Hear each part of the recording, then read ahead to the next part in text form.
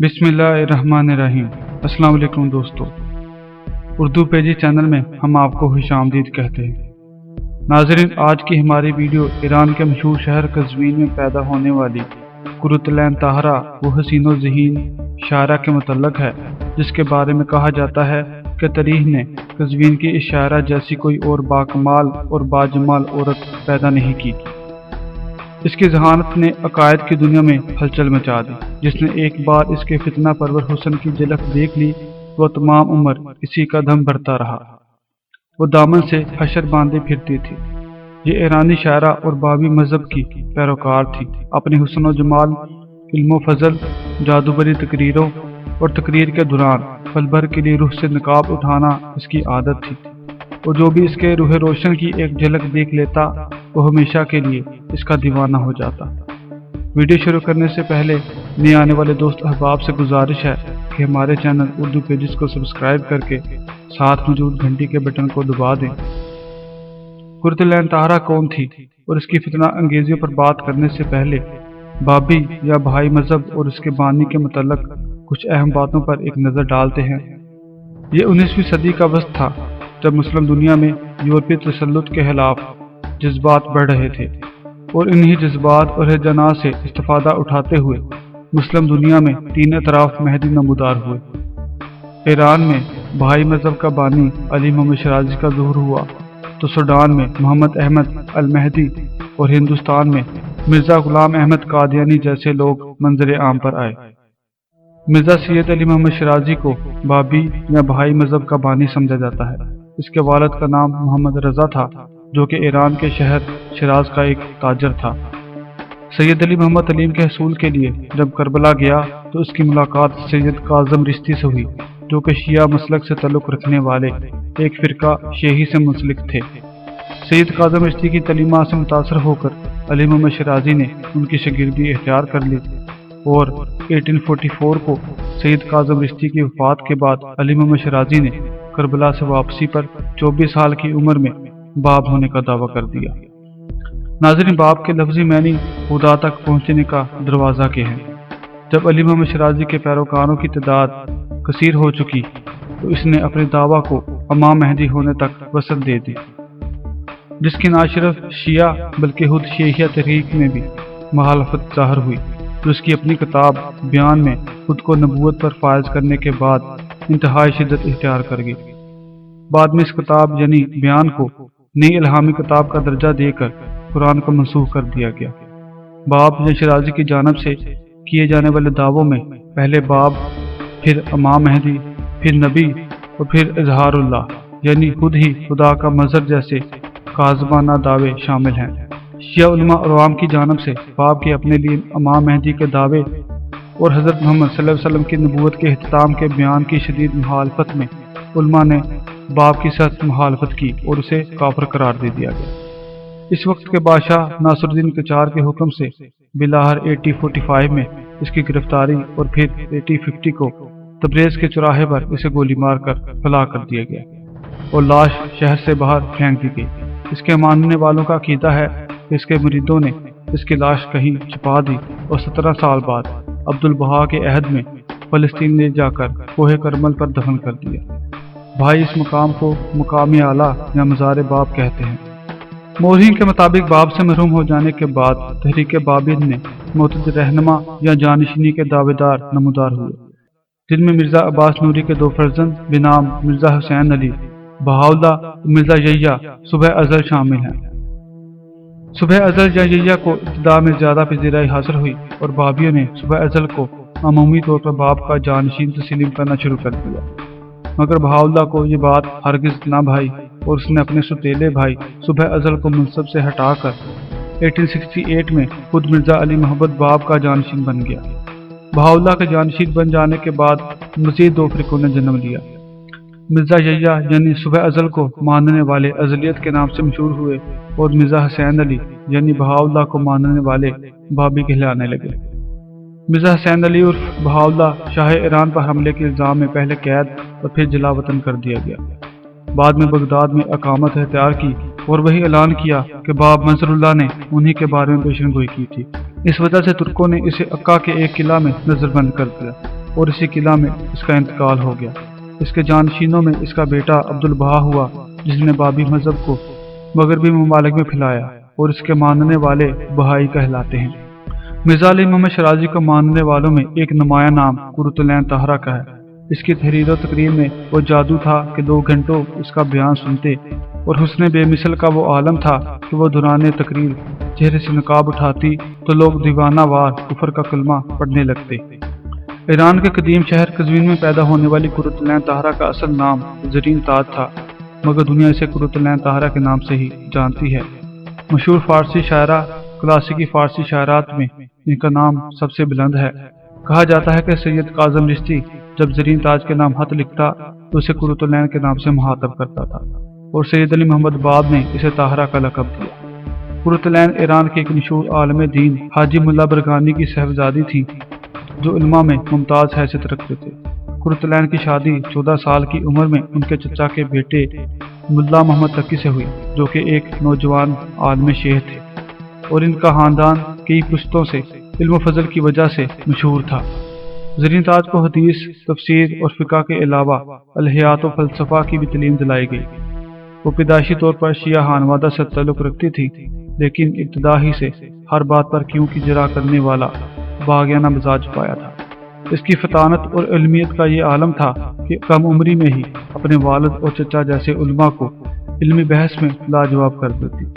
اس کے حسن و جمال پر علم و فضل کے اضافے نے گویا سونے پر سہاگے کا کام کیا۔ یہی وجہ تھی کہ جب اسے کھلم کھلا بابی مذہب کی تبلیغ شروع کی تو ایک دنیا اس کے جادو بھری تقریروں پر عاشق تھی، کیونکہ دوران تقریر پل بھر کے لیے روح سے نقاب الٹنا اس کی عادت تھی، اور یہ عادت سامعین کے لیے قیامت تھی۔ جو بھی اس کے روح روشن کی ایک جھلک دیکھتا ہمیشہ کے لیے اس کا دیوانہ ہو جاتا۔ زرین تاج کی اعلیٰ تعلیم نے اسے آزادی نسواں کا خیال دلایا۔ وہ سمجھتی تھی کہ اسلام نے جو حقوق عورتوں کو دے رکھے ہیں، علماء اسلام ان سے چھین لینا چاہتے ہیں۔ اس سلسلے میں اس کی پہلی تکرار خود اپنے ہی گھرانے کے افراد سے ہوئی، جو تمام کے تمام اسلامی تعلیمات پر سختی سے کاربند تھے۔ شہر میں دینی مسائل پوچھنے کے لیے آنے والی خواتین سے اس نے علی محمد باب کے حروج اور تعلیمات کا سنا، جس نے حال ہی میں مہدی ہونے کا دعویٰ کیا تھا۔ اسی اثنا میں اس نے سید علی محمد باب کو حقوق نسواں کے حوالے سے ایک خط لکھا۔ جواب میں باب نے حقوق نسواں کے متعلق بالکل انہی خیالات کا اظہار کیا جو زرین تاج کے دل کی گہرائیوں میں موجود تھے۔ باب کا پہلا خط ہی کام کر گیا، اور طاہرہ اس کی تعلیمات سے متاثر ہو کر باب سے خفیہ طور پر خط و کتابت شروع کر دی۔ زرین تاج محمد علی باب پر ایمان لانے والے پہلے 18 لوگوں جو بابی تاریخ میں حروف ہی کے نام سے بھی جانے جاتے ہیں، ان میں سے واحد خاتون تھی۔ باب نے دیکھا کہ وہ دھن کی پکی ہے اور اس کے انداز بیان میں جادو ہے، تو اس نے اسے تبلیغ کرنے کا ہتھیار دے دیا۔ سب سے پہلے اس نے بابیت کی تبلیغ گھر ہی سے شروع کی، لیکن اس کے بعد کسی نے نہ سنی۔ اسی وجہ سے اپنے خاوند باپ اور سسر سے تعلقات خراب ہو گئے۔ باپ کے حکم پر اس نے کربلا، بغداد، کرمان اور ہمدان میں بابی مذہب کی تبلیغ شروع کی۔ قرۃ العین ہر جگہ اور ہر وقت نئے مذہب پر تبادلہ خیالات کرتی۔ بعض لوگ اس کی عالمانہ گفتگو اور حسن و جمال دیکھ کر اس کی دعوت تبلیغ میں شامل ہوتے اور گرویدہ ہو کر واپس جاتے۔ یاد رہے کہ علی محمد باب نے اس کو طاہرہ کا معزز لقب دے کر اس میں معاذ اللہ سیدہ فاطمہ الزہرا رضی اللہ تعالی عنہا کی روح داخل ہونے کا دعویٰ بھی کیا، لہذا بہائی مذہب کے پیروکار اسے آج بھی اسی نام سے یاد کرتے ہیں۔ قرۃ العین طاہرہ فن خطابت میں بے نظیر اور حسن جمال میں بے مثال تھی۔ اس کے شعر، غزلیں اور قصیدے چھپ چکے تھے۔ اس نے بابی مذہب کی تبلیغ کے لیے عراق اور کربلا کا رخ کیا تو علماء شہر نے حاکم وقت کی توجہ اس طرح مبذول کرائی کہ یہ نوجوان عورت کربلا میں اپنی تقریر کے جادو اور حسن دلاویز کے طلسم سے نوجوانوں کو ورگلا کر گمراہ کر رہی ہے۔ اس نے بغداد میں اپنی تبلیغ کی اجازت طلب کی، مگر سلطنت عثمانیہ نے اسے کفر کے گروہ کی اجازت سے انکار کر دیا۔ بغداد سے نکلتے ہی یہ بابیت کی تبلیغ میں مشغول ہو گئی۔ بغداد سے کرمان شاہ اور کرمان شاہ سے ہمدان جاتے جاتے اس نے کئی افراد کو دائرہ بابیت میں داخل کیا۔ اس کے بعد زرین تاج عرف قرۃ العین نے ہمدان سے تہران جا کر محمد شاہ ولی ایران کو واعظ و نصیحت کرنے کا قصد کیا۔ جب اس کے والد حاجی ملا کو اس بات کا علم ہوا تو انہوں نے قرۃ العین کو جبراً واپس بلا لیا۔ قزوین واپسی کے بعد قرۃ العین نے یہ کہہ کر اپنے شوہر کے ساتھ رہنے سے انکار کر دیا کہ وہ کافر ہے لہٰذا وہ اپنے والد کے پاس مقیم رہنے لگی۔ اس کے والد اور چچا نے اسے بہت سمجھایا اور بابی مذہب چھوڑنے کو کہا، مگر قرۃ العین بابی مذہب چھوڑنے کی بجائے علی محمد شیرازی کے باب اور مہدی ہونے کے ثبوت اور دلیلیں دینے لگی اور حسب معمول بابیت کا پرچار دوبارہ سے شروع کر دیا، جس کے بعد اس کے شوہر نے اسے طلاق دے دی۔ انہی دنوں ایک شخص نے طاہرہ کے چچا ملا محمد کو قتل کر دیا۔ مسلمانوں نے اس قتل کا الزام بابیوں پر عائد کیا تو مسلمان اور بابیوں کے درمیان فساد ہونے لگے اور جہاد جہاد کے نعرے بلند ہوئے۔ طاہرہ نے صورتحال بگڑتی دیکھی تو وہ تہران چلی گئی اور وہاں بدھسٹ کانفرنس میں شریک ہوئی، جہاں علی محمد باب کے مستقل ظہور کی نسبت اعلان ہونے والا تھا۔ 1850 میں بغاوت دین میں فتنہ پھیلانے اور خواتین کے حقوق پر کچھ باغیانہ سوالات اٹھانے کے الزام میں ایران کے بادشاہ ناصر الدین قاجار نے اپنے دربار بلایا۔ بادشاہ کو اس کی حالت زار پر رحم اور حسن جمال پر ترس آیا اور حکم ہوا کہ اسے معاف کر کے رہا کر دیا جائے، لیکن چونکہ بابیوں اور شاہی افواج میں ابھی تازہ جنگ ہوئی تھی، اس لیے اسے احتیاط کے طور پر کوتوالے شہر محمد خان کلانتر کی حفاظت میں رکھا گیا، لیکن وہاں بھی بابیوں سے خفیہ تعلقات اور کافرانہ تبلیغ سے باز نہ آئی۔ انہی دنوں شاہ ایران ناصر الدین قاجار پر قاتلانہ حملہ ہوا جو ناکام رہا۔ بابیوں کی گرفتاریاں ہوئیں، مگر وہ اپنے جھوٹے نبی کے لیے ہر طرح کی دہشت گردی کو قابل فخر سمجھتے تھے۔ کوتوال کو قرۃ العین کو شاہی دربار میں پیش کرنے کا حکم ہوا۔ اس نے قرۃ العین پر شاہی دربار میں حاضر ہو کر اپنے کافرانہ عقائد سے توبہ کا زور دے کر عام معافی کی نوید سنائی، مگر اس نے شاہی دربار میں بھی اپنے کفر کی تبلیغ شروع کر دی۔ آخرکار اس کے کفر کے اصرار پر مجبوراً اس کے قتل کا شرعی فتویٰ دے دیا گیا۔ کہا جاتا ہے کہ پہلے اس کا گلا گھونٹا گیا اور بعد میں قصر شاہی کے ایک باغ میں، جسے نگارستان کہتے ہیں، لے جا کر کنویں میں دھکیل دیا گیا اور پھر کنویں کو پتھروں سے بھر دیا گیا۔ اور جو قرۃ العین طاہرہ ایک جھوٹے خدا، جھوٹے نبی اور جھوٹے مہدی پر باطل ایمان رکھنے کے کفر پر جان قربان کر کے لادین عناصر اور روشن خیالوں کی محبوب ہستی بن گئی۔ قرۃ العین طاہرہ ایران میں حقوق نسلوں پر بات کرنے والی پہلی خاتون تھی۔ قدرت نے جہاں اسے بے نظیر علمی قابلیت اور انگنت خوبیاں عنایت فرمائی تھی، وہاں اسے جادوئی شاعرانہ طبیعت بھی عطا فرمائی تھی، لیکن کفر و زندیقیت پر مبنی ہونے کے باعث صرف ایک آدھ غزل کے سوا اس کا مکمل کلام بالکل تلف کر دیا گیا۔ ناظرین، یہ تھی آج کی ہماری ویڈیو، جو کہ اسلام کے خلاف اٹھنے والے کچھ مذہب اور ان کے جھوٹے دعویٰ داروں کے متعلق تھی۔ دوستو، میری ذاتی رائے کے مطابق ایک سوچی سمجھی سازش کے تحت مسلمانوں کو فرقہ بندی میں مبتلا کر کے مختلف فرقوں میں ڈیوائیڈ کرنا اور پھر ان کو آپس میں لڑایا جاتا ہے تاکہ مسلمان کبھی بھی ایک قوت نہ بن سکے۔ افسوس کی بات ہے کہ ایک مسلمان ہی مسلمان کو کافر کہہ کر اس کی جان لینے پر تلا ہے۔ میری اللہ تعالیٰ سے دعا ہے کہ اللہ تعالیٰ ہمیں اور ہمارے معاشرے کو ایسے فتنوں سے محفوظ فرمائے اور دین اسلام کا بول بالا فرمائے، آمین۔